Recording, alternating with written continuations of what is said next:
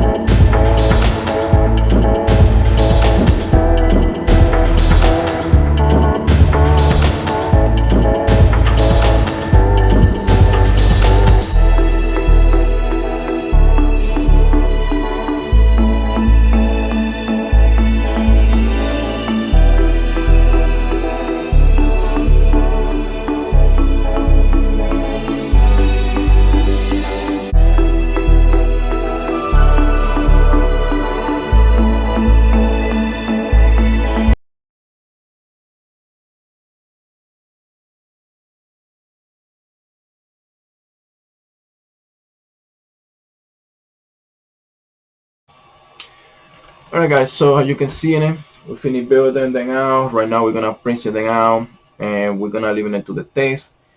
And guys, thank you for watching. I'll be seeing you into the next one. This zero print is gonna help them out to build any part we need for those stuff over there we need to build.